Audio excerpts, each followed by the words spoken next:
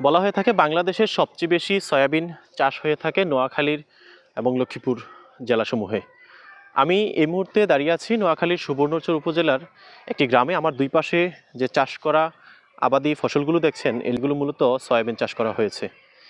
এই সয়াবিনগুলো উৎপাদন করে প্রক্রিয়াজাতের মাধ্যমে তেল হওয়ার কথা থাকলেও বাংলাদেশে সেরকম প্রক্রিয়া না থাকার কারণে এসব সয়াবিন মানুষ সবজি এবং পশুখাদ্য হিসেবে ব্যবহার করে থাকেন।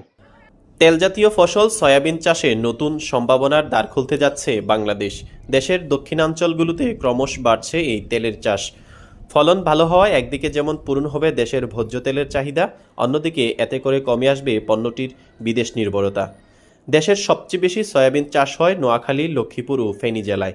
নোয়াখালীর সুবর্ণচর ও লক্ষ্মীপুরের রামগতি উপজেলা ঘুরে দেখা মিলে বিস্তীর্ণ সয়াবিনের মাঠ। সয়াবিনের সবুজ পাতা বাতাসে দোল খাচ্ছে। ধানি জমিতে শুষ্ক মৌসুমে উৎপাদন হচ্ছে সয়াবিন। দক্ষিণ অঞ্চলে মিঠা পানির স্বল্পতার কারণে ধানের বিকল্প ফসল হিসেবে সয়াবিন চাষ করেন কৃষকেরা। এছাড়া এসব জমি লবণাক্ত হওয়ায় অধিকাংশ সময় থাকে পতিত। লবণাক্ত জমিতে বিকল্প ফসল হিসেবে সয়াবিন চাষে দেখা মিলেছে সুফল। সয়াবিনের বাম্পার ফলনে দেশে গবেষণা বাড়ছে ফসলটি নিয়ে। ইতিমধ্যে উচ্চ ফলনশীল বিনা ৩, বিনা ৫, বিনা ৬ ও বিনা ৭ জাতের সয়াবিনের বীজ কৃষকদের মাঝে ছড়িয়ে দিচ্ছে বাংলাদেশ পরমাণু কৃষি গবেষণা ইনস্টিটিউট। তবে দেশে উৎপন্ন করা সয়াবিন থেকে তেল উৎপাদনের সহজলভ্যতা না থাকায় এসব উৎপাদিত সয়াবিন সবজি ও পশুখাদ্য হিসেবেই ব্যবহৃত হচ্ছে। আমি বলতে পারি যে এই যে অঞ্চলটা নোয়াখালী, লক্ষ্মীপুর, ফেনীর কিছু কিছু জায়গা, এই জায়গাগুলোতে সয়াবিনের পরিমাণটা বা চাষাবাদটা ধীরে ধীরে অনেক বেশি জনপ্রিয় হচ্ছে।